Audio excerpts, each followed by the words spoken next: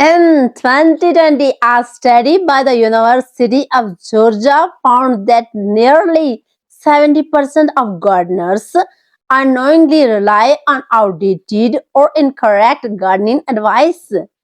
What if the very tips you trusted are harming your plants instead of helping them? Let's uncover 6 common gardening myths that could be sabotaging your garden and what to do instead. Myth number 1: watering every day is best for plants. Overwatering is one of the leading causes of plant death. Most plants prefer deep watering once or twice a week rather than shallow daily watering. This encourages roots to grow deeper, making your plants more drought resistant. Myth 2: you can't plant veggies in the shade.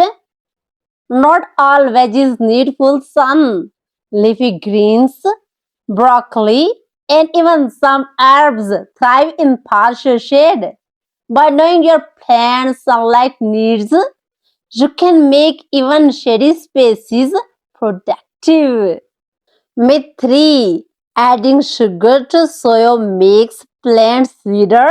Plants don't absorb sweetness from sugar. Instead, focus on proper soil health and nutrients like potassium and phosphorus, which enhance the natural flavor of fruits and vegetables.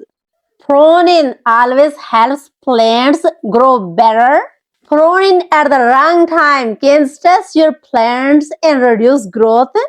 For example, spring flowering shrubs should only be pruned after they bloom, not before. Timing is everything. Myth 5: you need chemical pesticides for pest control. Natural alternatives like neem oil, diatomaceous earth, or companion planting can effectively manage pests without harming beneficial insects. Chemicals should always be a last resort. Myth 6: Epsom salt is a miracle cure for plants. While Epsom salt can help magnesium deficient plants, overusing it can damage your soil.